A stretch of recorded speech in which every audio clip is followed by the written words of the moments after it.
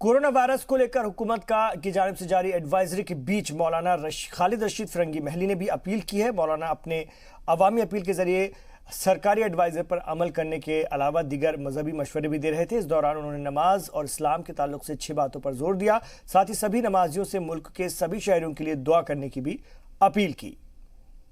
लोगों से अपील है, गुजारिश है कि कोरोना वायरस से हिफाजत के सिलसिले में जो डॉक्टर्स और गवर्नमेंट एजेंसीज की तरफ से जो प्रिकॉशनरी मेजर्स लेने को कहे गए हैं वो मेजर्स ज़रूर लिए जाएं।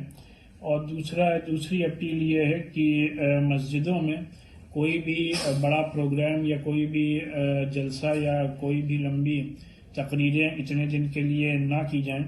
और तीसरा पॉइंट ये है कि जहाँ तक भी मुमकिन हो मुसलमानों को चाहिए कि अपने महल्ले की छोटी मस्जिदों में ही नमाज बाजमात अदा करें। चौथा पॉइंट ये है कि नमाज बाजमात के बाद अल्लाह की बारगाह में कोरोना वायरस से अपने मुल्क और पूरी दुनिया की हिफाजत के लिए खुसूसी दुआएं की जाएं।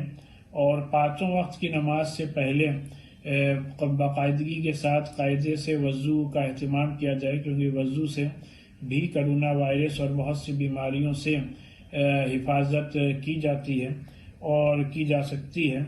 और छठा पॉइंट ये है कि सफाई और सुथराई और हाइजीन का खुसूसी अहतमाम किया जाए।